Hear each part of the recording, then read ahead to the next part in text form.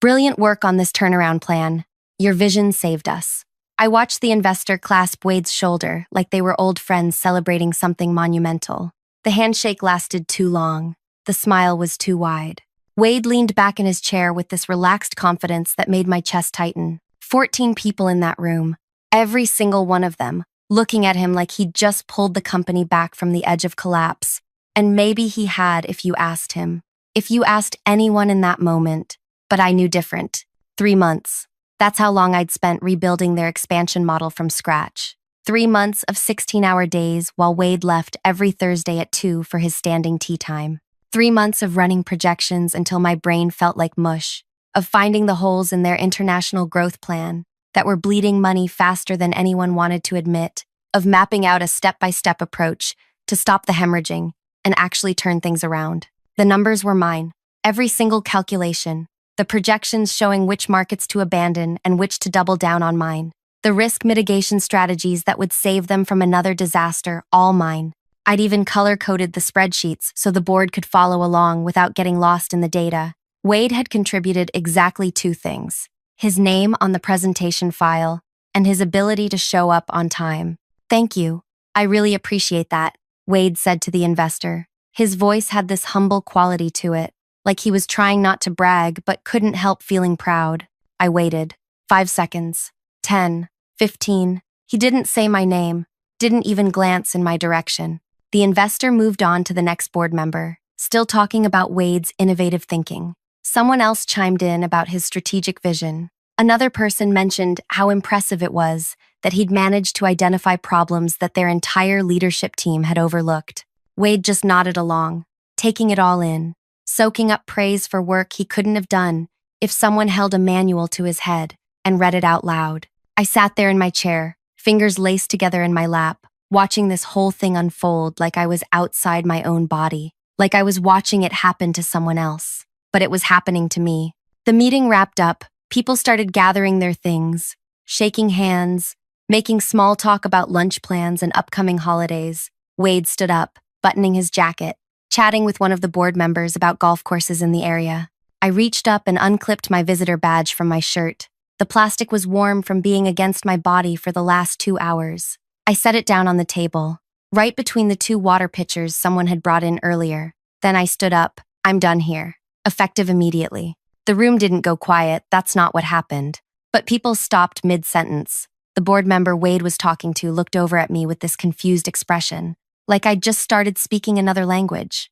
My boss, Orson, took a step toward me. What are you talking about? I'm resigning. Right now. I'll send you something in writing by end of day, but consider this my official notice. Wade finally looked at me, really looked at me, and I saw it there, in his expression, this flicker of panic that he tried to cover up real quick. Let's talk about this outside, Orson said, already moving toward the door. There's nothing to talk about. I walked out, just turned and left, while they all stood there, trying to figure out what had just happened. I didn't run, didn't storm out, just walked at a normal pace through the building, got in my car, and drove home. My name is Kaya, and that was the day I stopped letting other people take what was mine. Orson started texting within 20 minutes. Then the messages turned into calls. I let the first few go to voicemail, but by the 17th attempt, I picked up just to make it stop. You're overreacting, he said. No, hello, no asking if I was okay. Just straight into telling me I was wrong. He was just accepting praise for the team. That's what team leaders do. Team leaders, I repeated. Wade's a team leader now? You know what I mean. He was representing the work you both did. Both did. Orson, tell me one thing Wade did on that project, besides spell check the title page. Silence on his end, long enough that I almost thought the connection dropped. It's more complicated than that, he finally said. Wade has relationships with those investors. They trust him. That matters in these situations. So I do the work and he gets the applause because people like his personality better? That's not what I'm saying. Then what are you saying? More silence. Then, sleep on it. Don't make any rash decisions. We can figure this out tomorrow. I hung up. Here's what nobody tells you about quitting in a moment like that. The rest of your day feels really strange. I went home and sat in my living room for an hour, not watching anything, not reading anything, just sitting there thinking about every other time something like this had happened. Smaller versions of it. Wade taking my ideas in team meetings and rephrasing them like they just occurred to him. Wade's name appearing first on project reports I'd written 90% of. Wade getting invited to leadership dinners while I stayed late, finishing work that had both our names on it. I'd told myself it didn't matter, that the work spoke for itself, that eventually people would notice who was actually producing results. But they hadn't noticed. They just kept praising Wade. That night, I updated my professional profiles. Not with some angry post about what happened, nothing like that. Just quietly updated my experience, my skills, the specific projects I'd worked on. I made sure every turnaround strategy I'd developed was listed under my name, with details about the outcomes. Then I went to bed. The next morning, I woke up to 3 messages from people I'd never met, investment managers, at different groups. They'd seen my profile updates. They'd heard about the turnaround model I'd built, and they wanted to know if I was available to help with their struggling acquisitions. At first, I thought maybe Orson had sent them my way as some kind of peace offering, but when I talked to the first one, he mentioned he'd been trying to track me down for weeks after hearing about my work through industry contacts. "We've got a similar situation," he told me. "Company that expanded too fast, burning money in the wrong markets. I heard you're the person who knows how to fix this kind of thing." "Where did you hear that?" "People talk. Your model's been making the rounds in our circles. Everyone wants to know who built it. Not Wade's name, mine." Before I continue further, thank you for listening to my story. It means everything to have you here. If you're listening while commuting, working, or just taking a moment for yourself, I see you. Drop a comment and let me know where you're listening from. I'd love to know where in the world you are. Now back to the story. By the end of that first week, I had 7 different investment groups asking me to consult on their failing portfolios. They didn't want someone to just patch problems. They wanted someone who could look at a broken expansion strategy and rebuild it from the ground up. That was my specialty, the thing I'd gotten good at over years of fixing other people's messes. I started saying yes, 1 project at a time, at first, then 2 at once, then 5. The work was intense, but in a different way than before. Instead of spending months on a single project while someone else got celebrated for it, I was spending weeks on each one, getting paid what I should have been making in a year, and getting thanked by the actual decision makers who knew exactly who'd done the work. Orson kept trying to reach me, less frequently as the days went on, but still. He'd send messages asking if I'd reconsider, saying they really needed me back, that things weren't the same without me. I didn't respond. Wade tried exactly once. A single text message that said, "I hope there's no hard feelings. You're really talented and I'm sure you'll do great things." I blocked his number. 6 weeks after I walked out of that investor meeting, my situation had completely changed. I was working with 11 different investment portfolios, making more money than I'd thought possible, getting recognized by name when I walked into meetings. People listened when I talked. Nobody interrupted me to rephrase what I'd just said. Nobody's name appeared on my work except mine. And then Orson's name showed up on my phone again. Different time of day, this time late evening on a Tuesday. I almost didn't pick up, but something made me curious. "We need help." His voice sounded strained, tired. "The expansion's hemorrhaging money, worse than before. The board wants you back. Name your price." I let that sit in the air for a moment. Imagined him in his office, probably pacing, probably desperate. "What happened to your brilliant strategist?" I asked. The pause that followed told me everything. He couldn't replicate the results. Replicate. That's an interesting word choice. Orson, listen, I know how this looks. Do you? Because from where I'm standing, it looks like Wade took applause for work he couldn't actually do, and now you're in trouble because you believed him. The investors are pulling out. They're asking specifically for you. They want to know why you're not leading the implementation. Of course they were, because investors aren't stupid. They can tell the difference between someone who understands the strategy and someone who's just presenting it. Because he didn't create it, I said. That's why he couldn't replicate the results. You can't replicate something you never understood in the first place. Orson made this sound half sigh, half groan. "Please, we're losing everything. The board is panicking. I'm being told to fix this or they're cleaning house. Your model was supposed to save us, but without you here to implement it, it's falling apart." My model is fine. Your execution is the problem. Then come back and execute it. Whatever you want. Whatever it takes.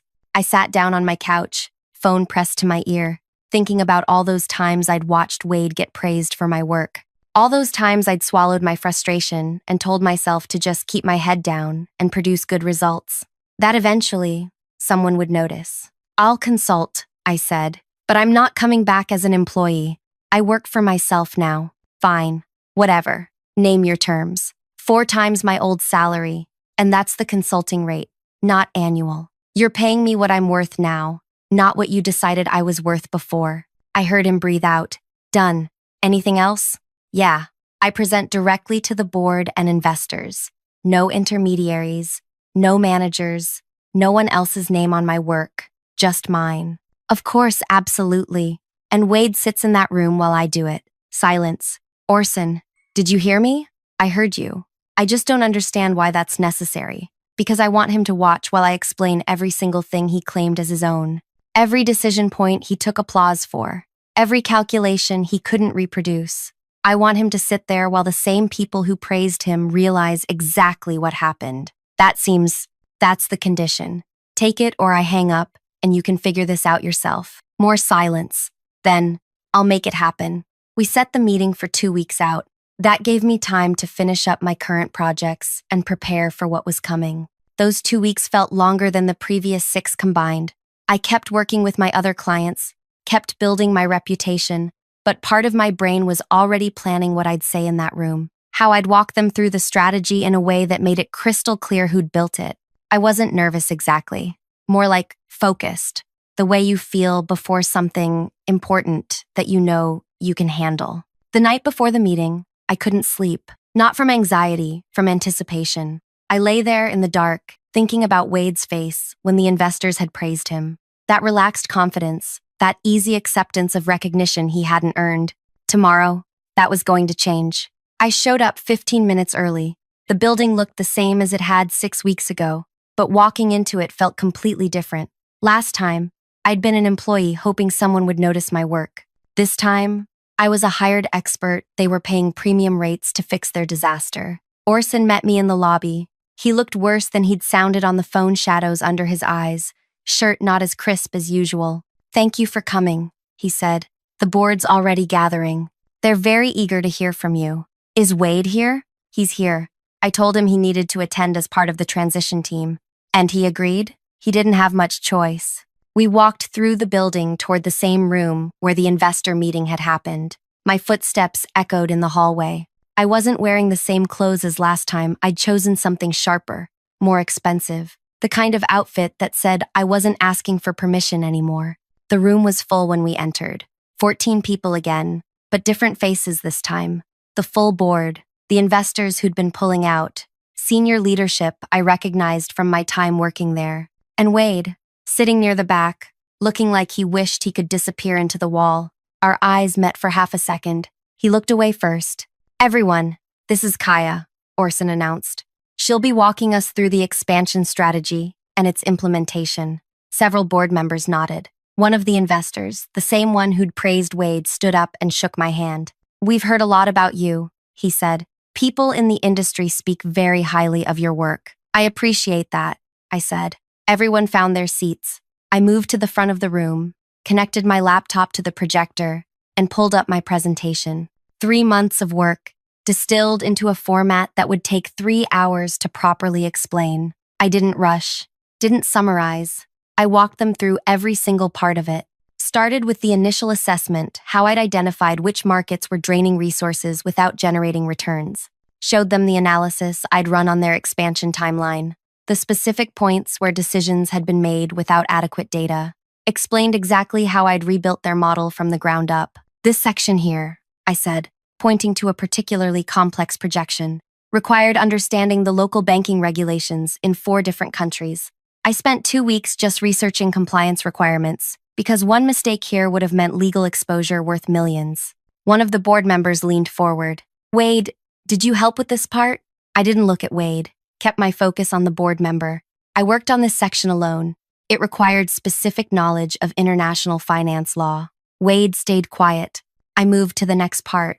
the risk mitigation strategies, the market-by-market breakdown of where to pull back and where to invest more heavily, the timeline for implementation that would minimize disruption while maximizing recovery. The key insight here, I explained, was recognizing that the problem wasn't the expansion itself, it was the pace and targeting. You'd moved into markets that required 3 to 5 years of relationship building before profitability, but you were expecting returns in 18 months. That mismatch was killing you. The same investor who'd praised Wade was taking notes now, really engaged, asking questions about specific data points. How did you identify which markets had the longer timeline? He asked. Historical analysis of similar expansions in the same regions, cross-referenced with local economic reports and competitor performance. It took about 40 hours of research, but once the pattern became clear, the recommendations followed naturally. Another board member spoke up. And the implementation plan? How confident are you that this will work? The model's sound. The issue you've been having is execution. The strategy requires someone who understands not just what to do, but why each step matters and how they connect. You can't follow it like a recipe. You have to understand the underlying principles. Which is why it wasn't working, one of the investors said slowly, realization dawning. We thought we could just follow the plan, but without understanding the reasoning behind it. It falls apart the moment you hit an unexpected variable. I finished. Which you did, multiple times. I glanced at Wade then, just briefly. He was staring at his hands, jaw tight. The presentation continued. Hour 2, hour 3. I answered every question, clarified every confusion, walked them through scenarios and contingencies, and alternative approaches if certain assumptions proved wrong. By the end, the energy in the room had completely shifted. The investors who'd been ready to pull out were talking about moving forward. The board members were asking about implementation timelines. Everyone was focused, engaged, understanding exactly what needed to happen. This is exceptional work, the lead investor said. I have to ask, when we were here 6 weeks ago, we were told this was Wade's strategy. Can you clarify the collaboration process? The room got very still. I looked at Wade, made sure everyone saw me looking at him. Then I turned back to the investor. There was no collaboration. I built this strategy alone over 3 months. Wade's contribution was attending the presentation, where I explained it to you. You could feel the shift. Not dramatic, no one gasped or anything like that. But people sat back in their seats differently, exchanged glances, reassessed. The investor who'd shaken Wade's hand 6 weeks ago looked over at him now. Is that accurate? Wade opened his mouth, closed it, opened it again. I mean, we worked as a team. Answer the question, one of the board members said. Did you develop this strategy? I was involved in the project. That's not what I asked. The silence stretched out. Wade's face had gone red. Not from anger, from embarrassment, from being cornered in front of people whose respect he'd been borrowing without earning. No, he finally said. I didn't develop it. Nobody said anything for a moment. Then, Orson cleared his throat. Wade, I think we need to have a separate conversation about this. I think we all need to have that conversation, the lead investor said. His tone wasn't angry, just matter-minded, like he was recalculating everything he'd thought he knew. We made investment decisions based on our assessment of your leadership team's capabilities. If that assessment was inaccurate, we need to understand why. Wade shifted in his seat. I never said I created it myself. You all just assumed. You accepted praise for it. I interrupted, kept my voice level. When that investor told you it was brilliant work, you thanked him. You didn't correct him. You didn't mention my name. You let everyone in that room believe you'd done something you hadn't done. It was a team effort. Stop saying that. One of the board members cut him off. Older woman, sharp eyes. We've heard enough. Kaya, let's talk about moving forward with implementation. What do you need from us? I spent the next 30 minutes outlining exactly what had to happen. Which markets to exit first. Which teams needed restructuring. How to communicate the changes to local staff without causing panic. What metrics to track weekly versus monthly. Who needed to be making which decisions. They listened, really listened, asked smart questions, took notes. Wade sat there the entire time, not contributing, not speaking unless directly addressed, which he wasn't. When the meeting finally wrapped up, people came up to thank me individually, shook my hand, told me they were relieved to have me involved. asked when I could start the implementation process. Wade left without saying goodbye to anyone. Orson caught up with me as I was packing up my laptop. That was intense, he said. That was honest. I know, and you're right. About all of it. He rubbed his forehead. I should have paid closer attention to who was actually doing the work. I let the optics fool me. Yeah, you did. We're going to make changes. Wade's being moved to a different role. Something where he can't claim ownership of other people's work. That's your decision to make. I'm just here to fix the expansion problem. Still, I want you to know, we're taking this seriously. I zipped up my laptop bag. Good. Send me the implementation timeline, and I'll build out the week-by-week plan. We start in 3 days. Over the next 8 weeks, I worked with them on execution. Not as an employee, as an independent expert they were paying premium rates to access. I came in twice a week, met with the relevant teams, checked progress, adjusted strategies when real-world variables proved different than projected. The turnaround started showing results within a month. Markets they'd exited, stopped draining resources. Markets they'd doubled down on, started generating the returns I'd projected.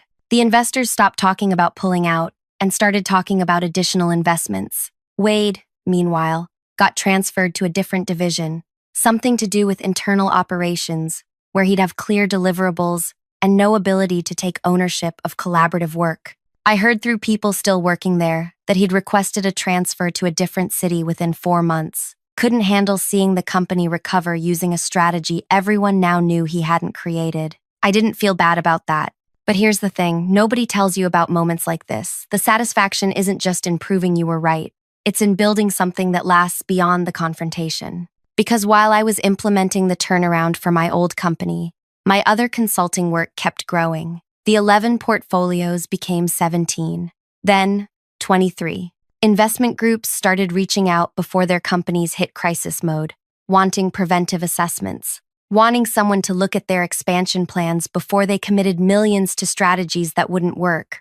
I started turning down projects, not because I couldn't handle them, but because I realized I didn't have to say yes to everything anymore. I could choose work that interested me, work with people who respected expertise, work where my name stayed attached to what I built.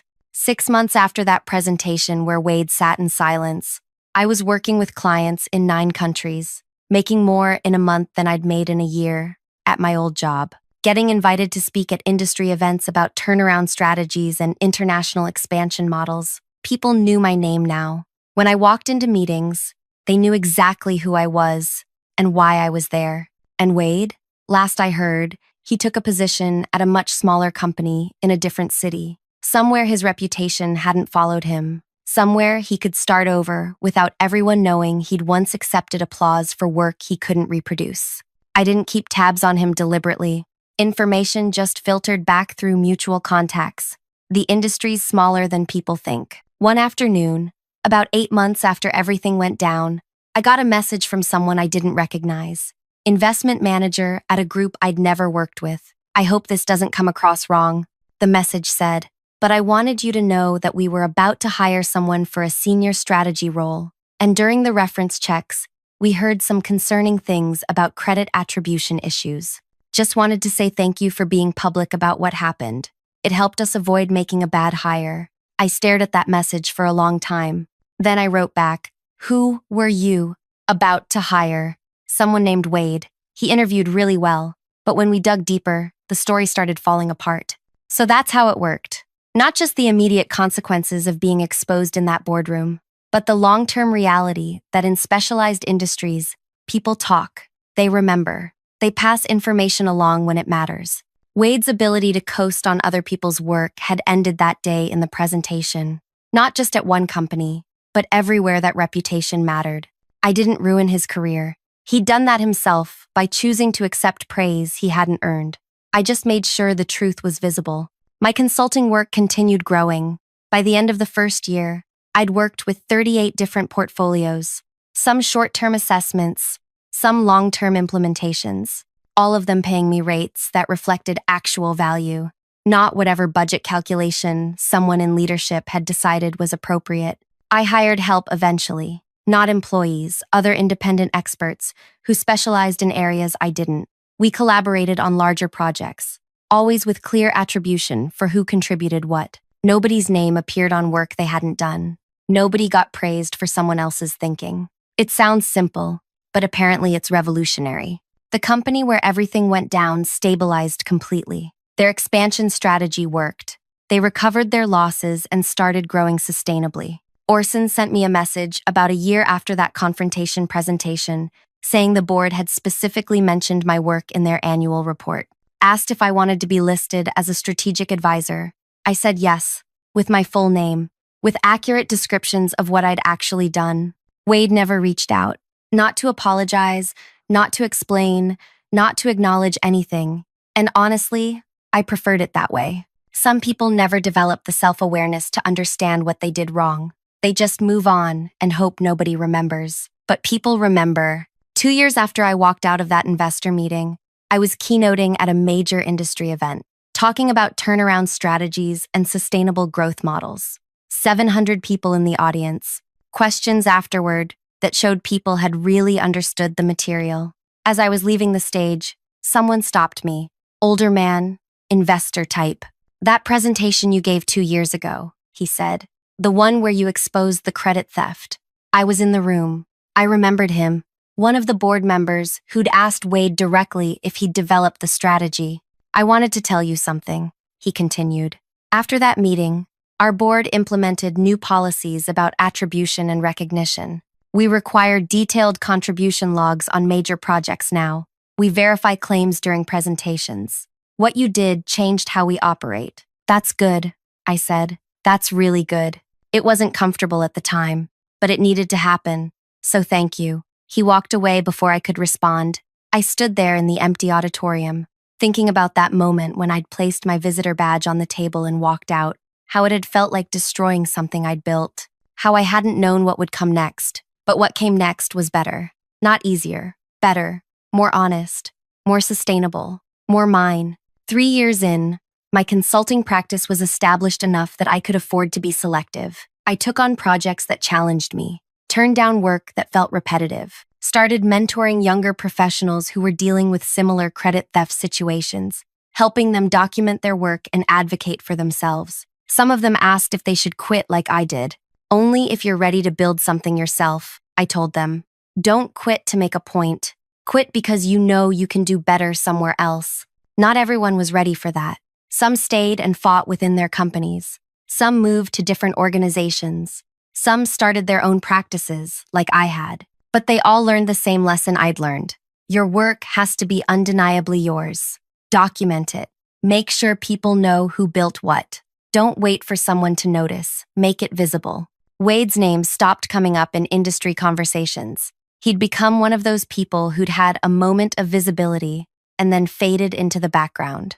Working somewhere, doing something, but not making waves, not getting recognition. And me? I built exactly what I'd wanted. A practice where I got paid what I was worth, where my name stayed attached to my thinking, where I could choose who I worked with and what problems I solved. The revenge wasn't destroying Wade's career. That was just a consequence of his own choices catching up with him. The real revenge was building something so successful that it made walking away from that moment look like the best decision I'd ever made. Thank you so much for listening to this whole story. If it resonated with you, if it reminded you of something in your own life, I'd love to hear about it in the comments. And if you haven't already, please hit that like button and subscribe. It helps more people find these stories. More people who might need to hear that walking away from people who don't value you isn't giving up, it's choosing yourself. All right, thanks again for being here.